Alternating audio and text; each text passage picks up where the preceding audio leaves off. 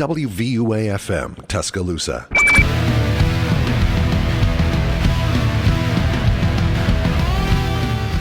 What is up, Tuscaloosa, and welcome to the student section. I am your host, Aidan Magouyrk, joined as always by Nick Elliott.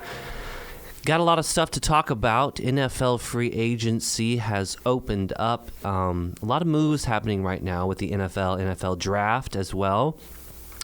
The biggest news in terms of the draft, I guess, is the Panthers have traded up to the number 1 overall pick. I know this is old news, but we got to get it out there for you guys. So the Panthers have traded up and are now sitting at the number 1 overall selection. They are sending the number 9 overall pick, the number 61 overall pick, a first-round selection in next year's draft, a second-round pick in the 2025 draft, and star wide receiver DJ Moore to the Bears. So quite a haul for this first overall selection. Everybody expects them to select a quarterback. I guess when you're looking for a franchise quarterback to help you rebuild a team, bring in a new head coach, it's worth bringing those picks out and trading them away to get your quarterback of the future. So the Panthers will be selecting a quarterback with the number 1 overall position. Now, whether that's Bryce Young, C.J. Stroud, or maybe an Anthony Richardson, maybe a Will Levis, that's remained to be seen. But for those of you who are looking to get a little more insight into that potential decision by the Panthers, their current quarterback's coach, Josh McCown, has a YouTube channel where he broke down Bryce Young's film and C.J. Stroud's film. So I would encourage you guys, if you're interested in maybe getting a little closer insight onto how the coaching staff for the Panthers are looking at those two quarterbacks, go find those YouTube videos where Josh McCown, the quarterback's coach for the Panthers, breaks down those two quarterbacks and their film. Now, Nick, you saw some news regarding another top prospect in the draft. Georgia's defensive tackle Jalen Carter had a pro day. Now, for background, right, Jalen Carter, a lot of trouble with the police right now, has been arrested. He's on a year's probation after racing. Obviously, the incident after Georgia won the national championship game where an offensive lineman and a recruiter on Georgia's staff were both killed in a tragic car accident. Obviously, our condolences to the families of those two who lost their loved ones. Jalen Carter was in another car racing those individuals in their car. Apparently, he lied to the police, and this is all according to reports. This is not what we know, but this is reporting, obviously, but it's allegedly he lied to the police about where he was, and so now he's on, I believe, a year's probation. So, but Nick, you saw he had a pro day, so tell us what you heard from his pro day. Pro day, yeah, I think he gained, what was it, 9 or 10 pounds at his pro day, did not look as quick. I don't think it will affect him as much because, again, the film... I mean, Jordan Davis had a big year. He was similar. He did pretty much the same stuff. I think he would still be picked in the top 5, maybe top 7. It just depends where teams are drafting. I mean, the Bears move was huge because that will take off another team needing a quarterback in the first pick, moving back. So, I mean, most likely the team that will be drafting a defensive player will be the Cardinals at 3. So, I guess we'll see time will tell on Jalen Carter's future, but he will still be getting quite the good contract with an NFL team. Yeah, I mean, he's still a top prospect. Obviously, he'll be drafted high, but I think maybe not quite as high as some people had thought. You know, there was a belief that it was him and Will Anderson Jr. competing for that 3rd overall selection with the Cardinals, but now I think it's pretty safe to say, with the poor performance he had at his pro day and all of his off-field questions, it's likely that Will Anderson will probably be the first defensive player taken in this year's draft. Yeah. All right, on the opposite end of the spectrum, a player that's been around for a long time, Aaron Rodgers, doing what he usually does, making some off-season noise about whether or not he wants to play. Well, according to Aaron Rodgers himself, via the Pat McAfee show. He is going to come back and play football, but not for the Green Bay Packers. He wants to play for the New York Jets. Now, this has been speculated for weeks and weeks, pretty much ever since the season ended, and we saw what's happened with Zach Wilson in New York. There's been a lot of buzz about Aaron Rodgers headed to New York. Then Nathaniel Hackett is hired as the offensive coordinator, used to be Aaron Rodgers' coordinator. We saw Alan Lazard picked up by the Jets in free agency, and again, we're about to hit free agency, but another guy that Aaron Rodgers is very comfortable with. And now we are hearing that he is headed to New York. So, Nick, do you think that this move makes New York a viable contender for the playoffs? You got an MVP. I think it'll be viable for the playoffs, but you're still playing in the AFC. You're still going to have to go through Josh Allen, who's owned that division for the past couple of years. You still have to go through a healthy Tua. If he stays healthy, that's another. You still have to go through the Patriots. That's Patriots. You still have to go through Bill Belichick. He's won all those Super Bowls. It'll be tough. I think NFC is probably an easier path to the playoffs, but I still think the Jets were close to the playoff. And they were winning games. They had really good young core with Garrett Wilson and Sauce Gardner. So I think with them, I think the defense, I think they will be a playoff team with Aaron Rodgers. It just depends on the health of him moving forward and his targets around him he's throwing to. Yeah, I agree. You look at this, the Jets had a top 5 defense last year. They ended up with the Defensive Rookie of the Year and the Offensive Rookie of the Year. And quite frankly, if Breece Hall hadn't been hurt, he might have been the Offensive Rookie of the Year. So potentially the two most promising offensive rookies there at the running back position and the wide receiver position. They signed Alan Lazard. They have Elijah Moore in the slot. You like what you have in the skill position. And didn't they sign Lazard too? They did, yeah. So they got a nice little group going. The offensive line was kind of iffy for them. They'll have to fix that, but Rodgers is going to have targets to throw to. Is going to be. The team. The fans are definitely going to be back in MetLife for that team. Both teams in MetLife Stadium are making good moves for their franchise. Yeah, a lot of stuff that's happening in this is more New York. One of the craziest free agencies in a while. It has been, but hey, that's good enough. That's good for us because we get to sit here and talk about all of the craziness that has happened in free agency, which is a great segue into what we're talking about today. Free agency started last week, and there have been tons of moves already, and we're going to kind of talk about some of the moves that we like the best, what those could mean for certain teams. Are teams getting better? Are teams getting worse? And I guess we can keep it in the AFC North with the Dolphins. Yep. Right? First thing, they pick up the 5th-year option for Tua. So it looks like the Dolphins are committing to Tua as their quarterback moving forward. So he does have that 5th-year option. He's going into his 4th year with the Miami Dolphins.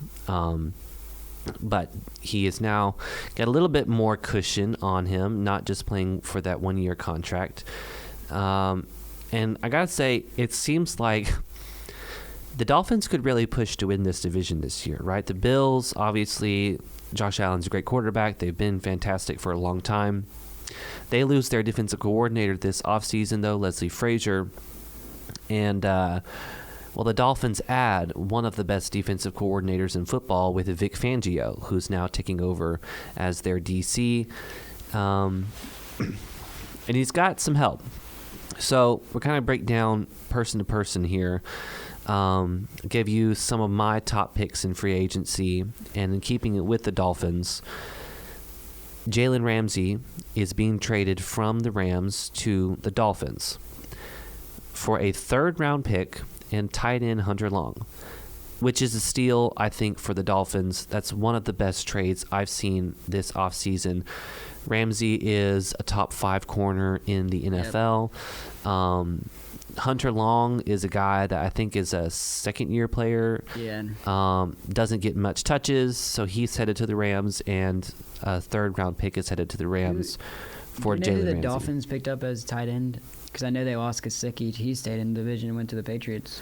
I've not seen any moves by the Dolphins yet at tight end. I think that's coming. It may be in the draft. Yep.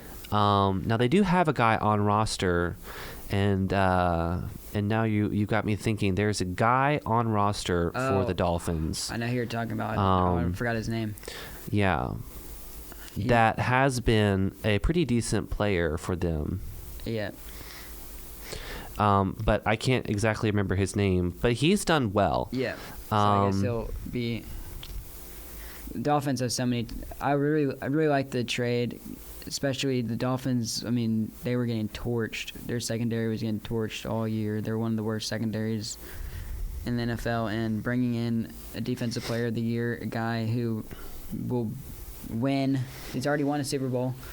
And, I mean, the Rams, they're in rebuild mode right now. They're not really in contention. So it's really just a win-win. I mean, to get some draft capital, not much, but third-round pick still something you can use on somebody. And, they don't have to carry that contract for Ramsey, and they can just move on from that. But really like it for the Dolphins. They're right back to contending, and they still have great offense and then great defensive coordinator. And so I really like what the Dolphins did for this move. Yeah, and the tight ends I'm thinking of, Durham Smythe. Yeah, that's him. And Adam Shaheen, who are two guys that have played. He'll probably Smythe. I remember that name, so he'll probably take a bigger role. Yeah, I would expect the Dolphins to target some tight end. Yeah, I forgot that they don't have their first-round pick. If they did, they could have been drafting Darnell Washington. They could, yeah, they could. Michael Mayer out of Notre Dame, Dalton Kincaid out of Utah, really Luke Musgraves out of Oregon State. There's a lot of really good tight ends in this particular draft class, which I think is why the Dolphins felt comfortable letting Hunter Long go, and Mike Gesicki, who, as you mentioned, is headed to the Patriots. That's another really, really good pickup for the Patriots. Who also added Juju Smith-Schuster this offseason, just trying to continue to add weapons around Mac Jones after they brought in Bill O'Brien as a full-time offensive coordinator. What did you think about, I know Frank Clark got released by the Chiefs. What do you think the Chiefs, do you think they're going to go another, I think they could, do you think they'll trade for DeAndre Hopkins? I don't see the Chiefs trading for DeAndre Hopkins. With the guys that they have on roster already, Mecole Hardman is a free agent, I know. Juju Smith-Schuster's gone, but you've got Sky Moore. Yeah. You can potentially bring back Kadarius Toney. You have the best receiving tight end in the NFL with Travis Kelce. And, Andy Reid and the Chiefs have shown that they don't really need superstar wide receivers to get the job done. They're just that good everywhere else on the offense. So I think they'll probably look in the draft, later rounds, probably pick up some guys. They may be in the Odell Beckham sweepstakes, but with Tyreek Hill and sort of his diva, I want to be wide receiver one and get all the targets, I just don't think that's the Chiefs' kind of mantra vibe. They don't like a dude who's trying to get the majority targets all the time, who's the big name wide receiver.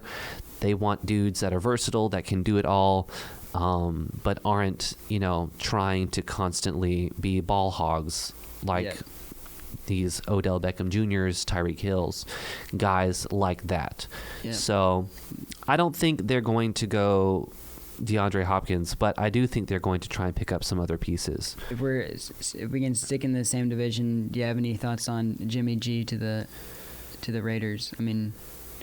I think it'll be a solid move. I think they're still going to draft a quarterback in this draft because they've got a top 7 pick, I think they need to get a quarterback because Jimmy G, you already know how he'll play most of the year and he'll pick up an injury here and there. And I think did Stidham sign somewhere else, right? Jared Stidham signed with the Broncos. Yeah. Okay. I really think they're going to draft a quarterback and let him sit behind Jimmy G for the year. And yeah, I think the Raiders are still an interesting team because they pick up O.J. Howard today, which is a great signing. Yep. Then lose Darren Waller. They still have Josh Jacobs and Hunter Renfrow. I mean, they still got a really good offense. It's just what the defense does. The defense is the biggest. I mean, you're in one of the best quarterback divisions in the NFL, so it really just depends. I mean, I don't know how big of a leash do you think Josh McDaniels has in year 2? Oh, I think he has plenty of a leash. I mean, it was a terrible first year, and the owner there, I forget his name. I used to know it off the top of my head, but when you look at the situation, they brought in Josh McDaniels, and after one season, they're sending away the quarterback that stuck with them through thick and thin and through the terrible John Gruden situation and the Henry Ruggs situation. Derek Carr has been the guy that all the people lean on, and they shipped him off because of Josh McDaniels. And Josh McDaniels' offense, it wasn't clicking with Derek Carr. And like you mentioned, Russell Wilson, Justin Herbert, Patrick Mahomes, you have some of the better quarterbacks in the NFL in that division, and you also have some of the best offensive coaches coaching those dudes up. Andy Reid with Patrick Mahomes. You got Kellen Moore now, who's coming over from the Cowboys, being the offensive coordinator in the Chargers with Justin Herbert, and Sean Payton, who outside of Andy Reid is the second, I guess he's the second best offensive mind in the NFL, is working with Russell Wilson, who's made it to 2 different Super Bowls. So they needed a guy that could come in. To me, this is not an upgrade over Derek Carr. I don't think it's really a downgrade. I think it's just safety, right? When you look at the contract details, it feels like the Raiders can kind of cut ties with Jimmy G after 2 years. They're sitting, I believe, at the number 7 overall draft selection. So if they're sitting there and a Will Levis were to fall to number 7, then you can draft a guy like that, let him sit behind Jimmy G for a couple years. You're familiar with Jimmy Garoppolo. Josh McDaniels was his offensive coordinator in New England, so he knows the offense that McDaniels wants to run. They do sign O.J. Howard today because Darren Waller was traded from the Raiders to the Giants to help out Daniel Jones there in New York as a pass-catching option for him. They pick up Jacoby Myers, who's been with the Patriots. So that's a really, really good wide receiver 3. Great slot receiver with Hunter Renfrow, and obviously one of the best receivers in the NFL with Devontae Adams.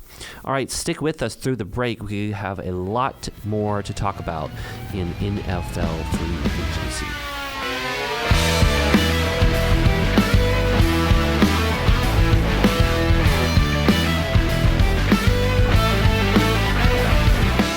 WVUA-FM, Tuscaloosa.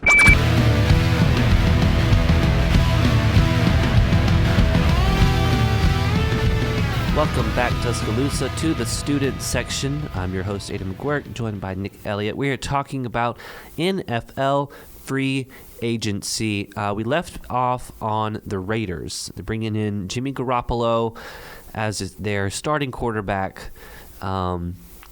Obviously, we've talked about their addition of Jacoby Myers at the wide receiving core. They placed the franchise tag on Josh Jacobs. So plenty of good pieces around Jimmy G. Signed O.J. Howard at the tight end position. So they've got a tight end that is certainly capable. Bama fans, you're very familiar with what O.J. Howard can do, being that he is a former Alabama player. Super Bowl winner. Yep. Super Bowl winner with the Bucs 2 years ago, which is a good segue here to what I think is my top signing of free agency, at least from the team standpoint, right? Yep. Maybe not from the player's standpoint, because this dude is really not getting paid a lot of money to do what he's going to do. But the Tampa Bay Buccaneers are signing Baker Mayfield to a 1-year contract with a base salary of only $4 million, which is practically nothing. I mean, there's a lot of backups that get paid $7-8 million guaranteed. So he's getting paid practically nothing. Now, there are incentives to which can bring up his salary all the way to $8.5 million. But those incentives, we don't know what those could be. It could be something as easy as, hey, make 10 completions in all the games that you start, or something as difficult as winning the Super Bowl, right? So don't really know the exact details of that contract at the moment, but that is, I think, one of the top signings of free agency from a team standpoint. The Buccaneers had one quarterback on their roster after Tom Brady retired, and I believe Blaine Gabbert is a free agent now. I'm not entirely sure if he's still with the Bucs, but I do know that former second round pick and Florida quarterback Kyle Trask is on roster. And we've heard people talk about Kyle Trask, and a lot of these guys around Tampa like him and think that he could be the starter. But you bring in Baker Mayfield on a pretty inexpensive contract, so you have an experienced starter in the NFL who has played well in the past, right? He played well in 2021, played really well in 2019, played pretty well for the Rams at times this past season. So he's capable of leading this team. Hopefully he can reach those incentives, because being a starting quarterback in the NFL for only $4 million just seems a little unfair. Another excellent trade that happened during this free agency period. So not necessarily a free agent signing, but a trade that's happening here nevertheless. The Cowboys, they're sending a 5th round pick to the Indianapolis Colts in exchange for cornerback Stephon Gilmore. Now, Gilmore has been in the past one of the best, if not the best, corners in the NFL. The Cowboys have former Alabama player Trayvon Diggs, so they have their CB1, but they have not had anybody beside Trayvon in terms of CB2. It's been pretty disappointing. So now they bring in a veteran guy who at one point in his career was considered the best corner in the NFL to help shore up this secondary for the Dallas Cowboys. I think the Cowboys are going to be pretty good this year. I also saw that they're bringing in Brandon Cooks, wide receiver from the Houston Texans. So you help out Michael Gallup and you help out CeeDee Lamb. Got a more explosive receiver, a guy that can really help you out from that standpoint. Now the question is, are the Cowboys still in the running for Odell Beckham Jr.? They signed Brandon Cooks, so maybe. I don't know. Odell, I don't know where he's going to go yet. I think he'll sign somewhere like late in May, maybe after the draft or something. I don't really see him making a move anytime soon. He's still enjoying his Super Bowl and recovering. I don't know where he's going to sign. Maybe he could still end up with the Cowboys. I think that's definitely still on the table. But I guess we'll see. Maybe a return to the Giants, because the Giants still need receivers. It's interesting that you bring that up, because I've seen some Twitter exchanges between him and Saquon Barkley, right? Saquon Barkley commented on Odell Beckham Jr.'s private workout, pretty much saying that Odell is still a great player, and Odell retweeted that with the caption, hey, let Joe Shane, the GM of the Giants, know that I still have a lot to prove. So perhaps Odell goes back to New York. I think the question there is, with the drama that happened with the owners of the Giants way back when Odell was on the Giants, would they still be able to work that stuff out and bring him along? Yeah. And I just saw that Cam Newton will be throwing at Auburn's Pro Day. Cam Newton? Yeah, Cam Newton. Well, so I guess he's trying to get back in somewhere at the NFL. Yeah, we'll see about that. We'll see how that works. I don't think Cam Newton is. I think he's just going to enjoy his MVP and just. Yeah, Yeah, He I mean, retired. the problem with Cam Newton is he's not good enough to start anywhere, and his personality is too big to be a backup. He's too arrogant to be a backup anywhere. And he's just older. He does not have the same ability. I mean, I think, again, when he was at his best with the Carolina Panthers, he was like Anthony Richardson now with putting up insane numbers. I mean, not insane but insane, like he could do it all running. He was really good running. His throwing was good in MVP year, but he just doesn't have the running ability now because he's much older. So it's going to be hard for him to get back in because his passing was not as elite as his running. Yeah, I don't see Cam Newton signing anywhere unless there's a team later on down the line that needs a quarterback. There's always a team that needs a quarterback at some point. Yeah, so we'll see how that situation plays out. Just a funny development. Yeah. There's a lot of quarterbacks who stick around too long. Blaine Gabbert still being on a team is still kind of funny. Yeah, that's true. Although I guess if you're a backup like Blaine and you don't actually play all that often, it's a pretty sweet deal. You just get to just like with when Josh McCown was now he's a coach, but now when he was a quarterback, he was just everywhere and he was just getting checks on checks. Yeah, I mean, I think the backup quarterback job is the sweetest gig in the NFL because you essentially just sit on the bench and you don't get hurt. You get paid a lot of money, not as much as a starter. But, I mean, you're still getting paid a lot more than most Americans. A.J. McCarron missed the field too much. Yeah. He loved the gig too much, but he wanted to play. Yeah.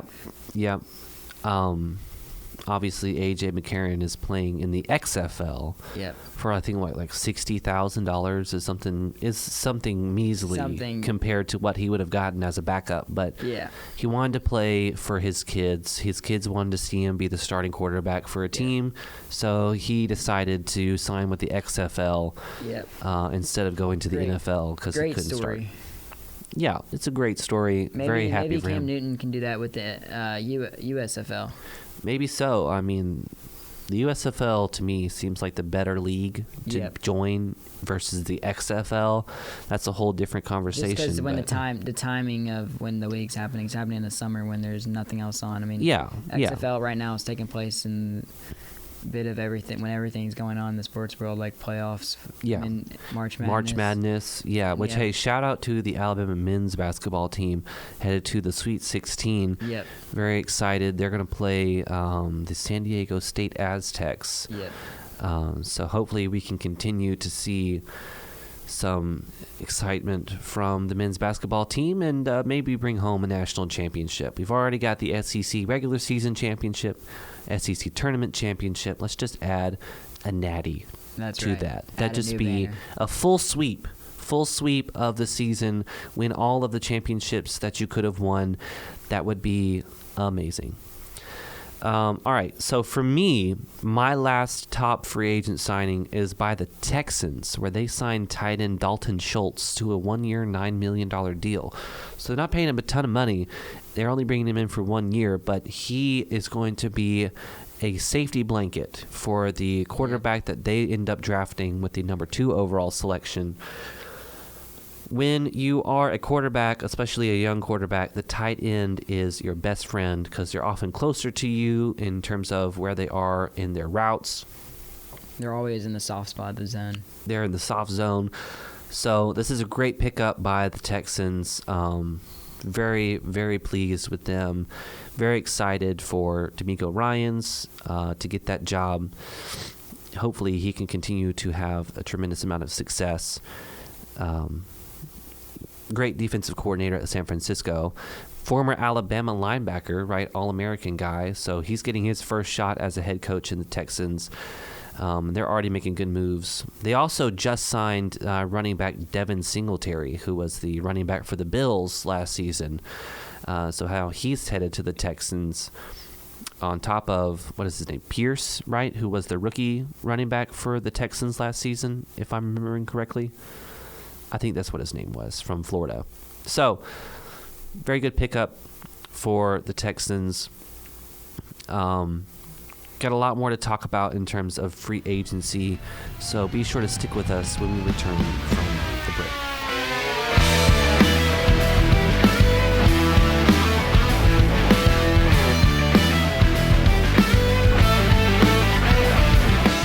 WVUA-FM, Tuscaloosa.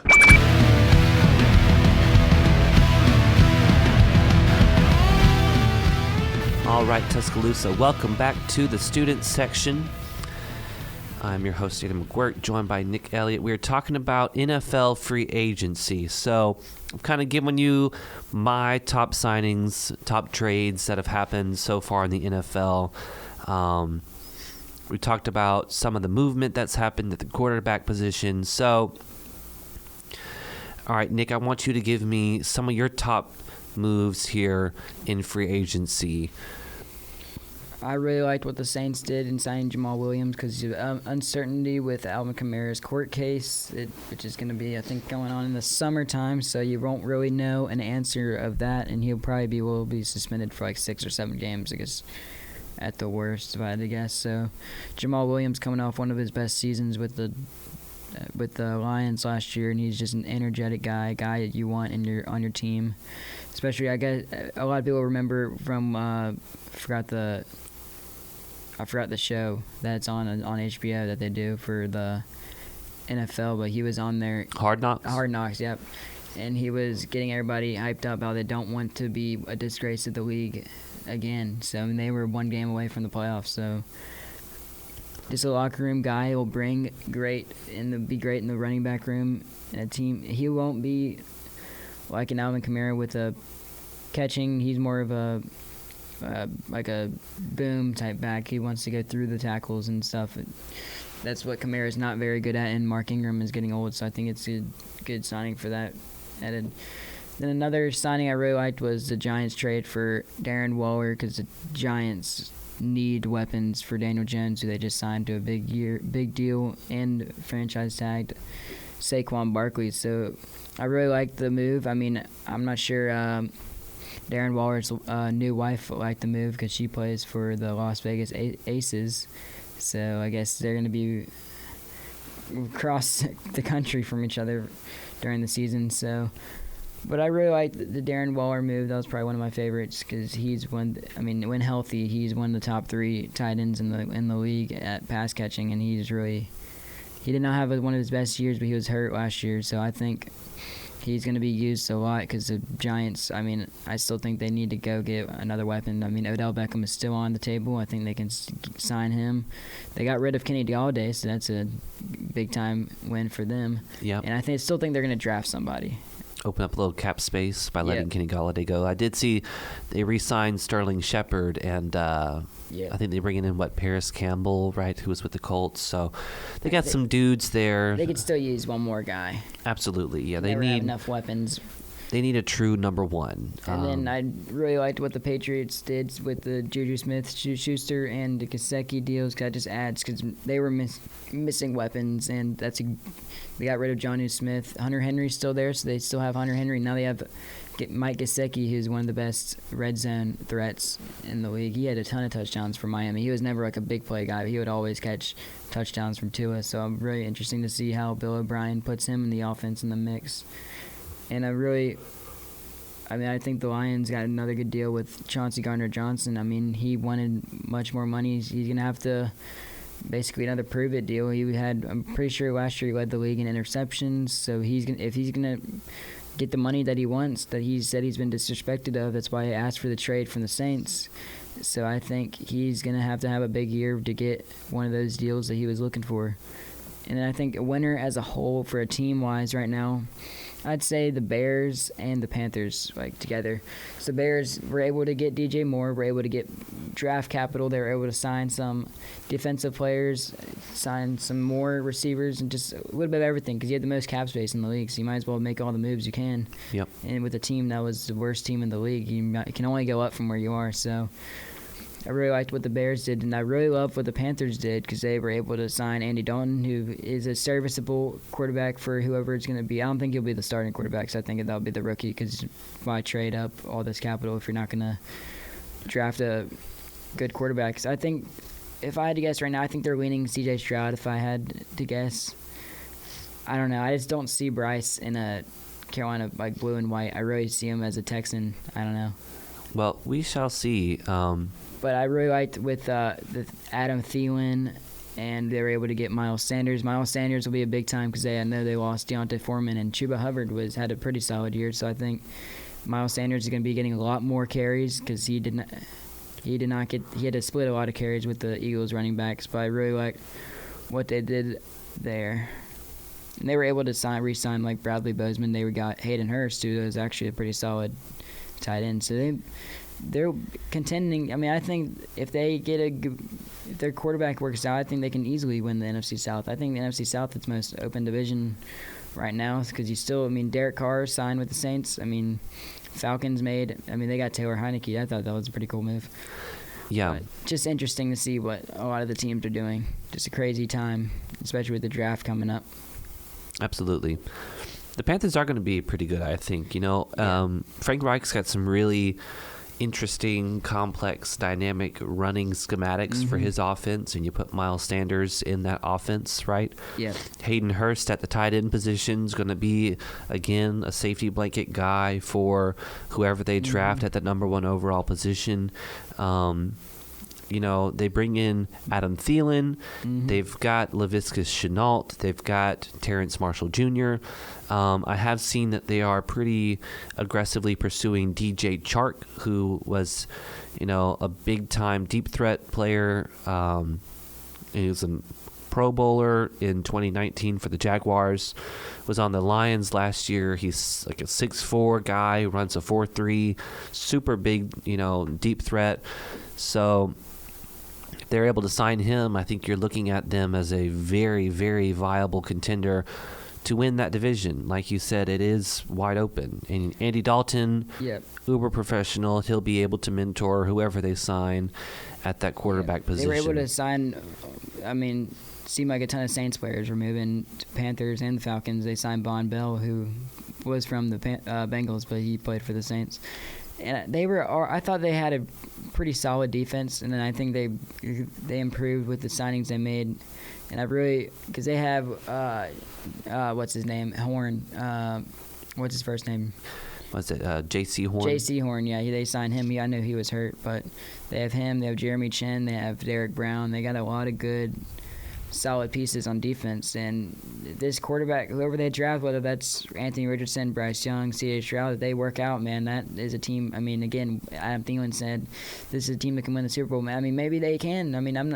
If you win the NFC South, you got a home playoff game, so you're going to be set to make a run in the playoffs. You're going to see a team, who knows what the record of the winning NFC South team, whether that's 11 wins, 10 wins, 9 wins maybe. It's just, that'll be a very interesting a team. I guess the Falcons, do you think are they sticking with Desmond Ridder? I don't know. They draft the quarterback? 'Cause I guess Taylor Heineke, I think Taylor Heineke is probably going to be the starter if I had to guess. See, to me, with the signing of Taylor Heineke, I think that kind of lets me know they're sticking with Desmond Ridder. Yeah. Because Taylor Heineke is a bridge quarterback at best. He's not a high-end starter. He's not even really a mid-tier starter. He's like very bottom of the starters to just the highest quality backup. So I think he's an older guy with more experience, so he can come in and help Desmond Ridder out. But I think that they'll probably stick with Desmond as their starter and let him develop. Yeah, if Desmond Ridder doesn't work out and they don't have a good year, they could be in the running for Caleb Williams next year. Exactly. And I wasn't really blown away by Desmond Ridder in the action, but they didn't really give him the chance to throw the ball because they were a really run-heavy team. So I guess we'll have to see what happens with the Falcons this year, because they made a ton of solid signings. I know they had Jesse Bates from the Bengals. That's a good signing. They made some really nice signings for the defensive, for their defense, because I knew that was one of the spots they struggled in was on defense, because they still got weapons on offense. Traded for Jonnu Smith, the tight end, for a 7th-round pick. Jonnu Smith really made his name known when he was with the Titans, and when I was with Arthur Smith. So maybe he'll have another big year. Yeah, hopefully so. Arthur Smith is the guy that kind of unlocked Jonnu Smith, and Arthur Smith's offense really works with what Jonnu does. And they have Kyle Pitts, obviously, so maybe he can be more of like a full-time wide receiver. And you have Jonnu Smith playing in the tight end position, run some 12 personnel, have them both out there on the field at the same time. So it'll be interesting to watch that division. The Saints also signing Derek Carr, right? Derek Carr is headed to the Saints to be their starting quarterback. Like I think you before the show, you mentioned Michael Thomas has restructured his contract. Restructured his deal. Yeah, and I think if Michael Thomas is healthy, he's proved it. He's had one of the best years of wide receiver in the league for a while. I mean, health is your biggest availability is your health, and he has not had that the past 2 or 3 years, and that is one thing the Saints will need. I mean, Chris Olave, you have Michael Thomas, you have some speed, you have speed threats. I mean, you re-signed Juwan Johnson, who is a really good red zone threat. You still have Taysom Hill, who one of the best gadget players in the league. And I really like the Saints, what they did at defense. They had to replace a couple of the defensive linemen. They were able to restructure, like Cam. They restructured him as everybody had a contract on the team, basically had their deal restructured so the Saints could get above the cap space, which happens every single year. Yeah. For those around the NFL who do not know, who will wonder why the Saints are always minus $30 million in the cap or minus $60 million and somehow end up at the top. Mickey Loomis does this every year as a GM, and it's funny to watch because everybody goes, the Saints are in trouble, and then 2 months later, they're back up at the cap space. Yeah, Mickey Loomis, I think, is probably the best in the NFL at finagling cap space. I mean, it's kind of funny how players will get deals more incentive-based just so they don't go against the cap at all. It's just kind of funny. Yeah. It's great. He does a fantastic job with the cap stuff. That'll be probably my most intriguing division to watch, either that or the AFC West. Yeah. Because, with Sean Payton headed to the Broncos and Kellen Moore, it'll be very interesting to see how that works out as well. Yeah, I'm interested in the AFC North because with Aaron Rodgers most likely coming into the Jets, that'll make the Patriots, Mac Jones is really going to have to step his game up. They're going to have to.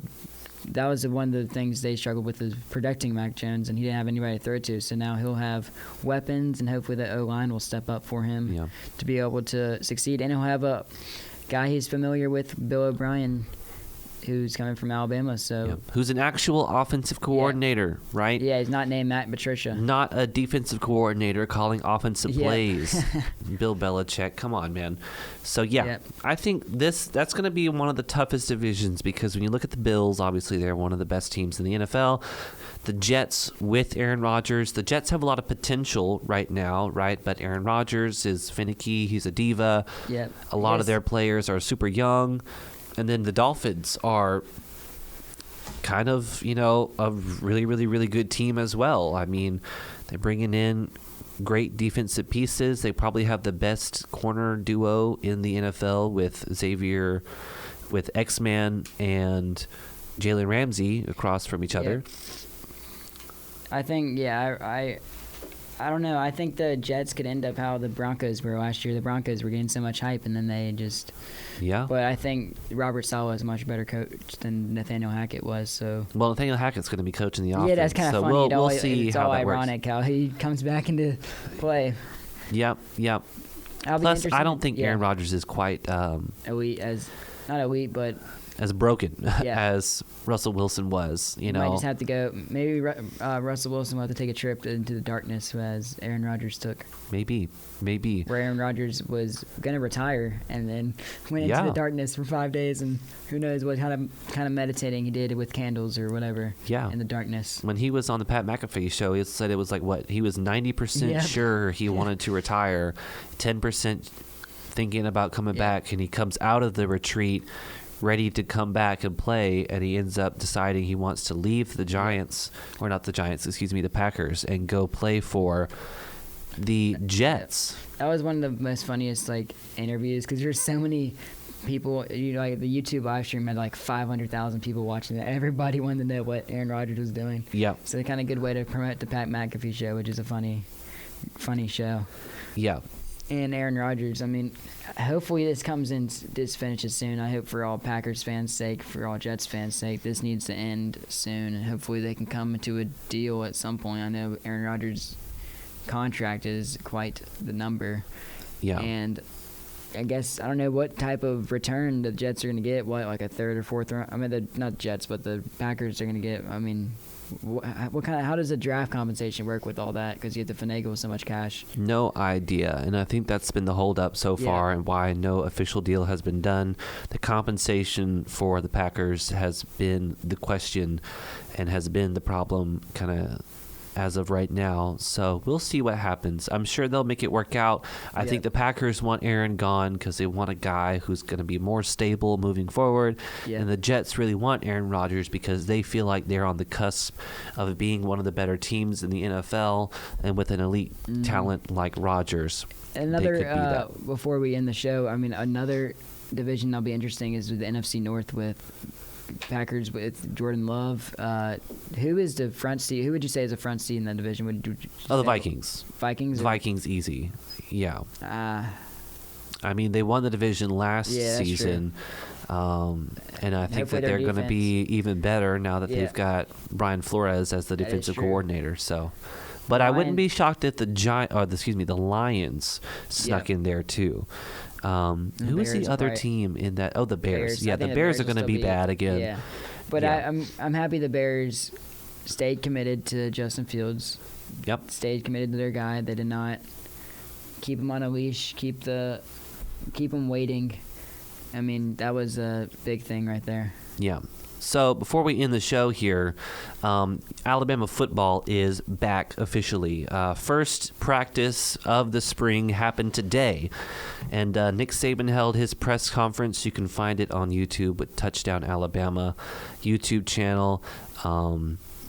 Nick Saban talked about the competition in the quarterbacks and says it's pretty much wide open, which you would expect. All the guys are going to get the opportunity to play. One of the biggest questions for me going into the spring was what was going to happen with the safeties, right? You lose Charles Kelly, who was coaching the safeties as the position coach. He goes to be the defensive coordinator at Colorado with Deion Sanders. And we found out today that Travarius Robinson, who was the cornerbacks coach last season, is going to continue to coach corners, but he will also be coaching safety. So he is now coaching the entire secondary.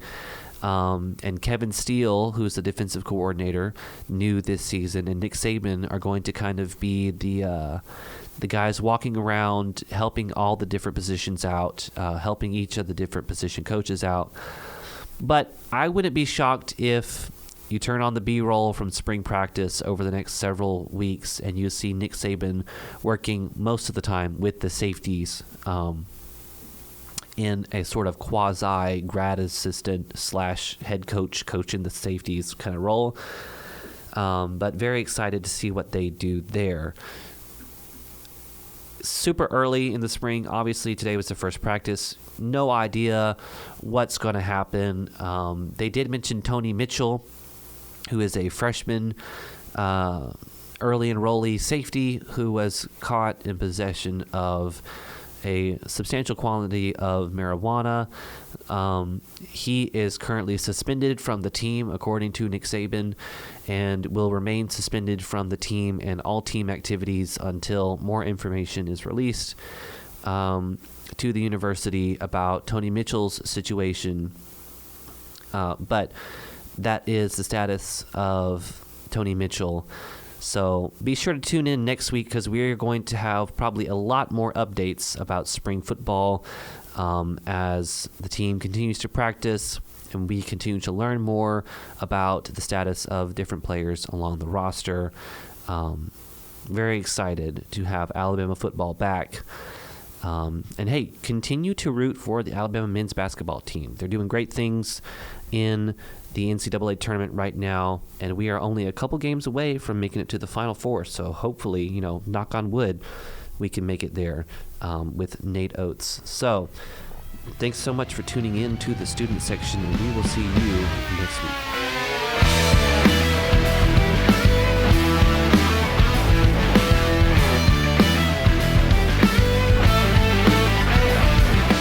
WVUA-FM, Tuscaloosa.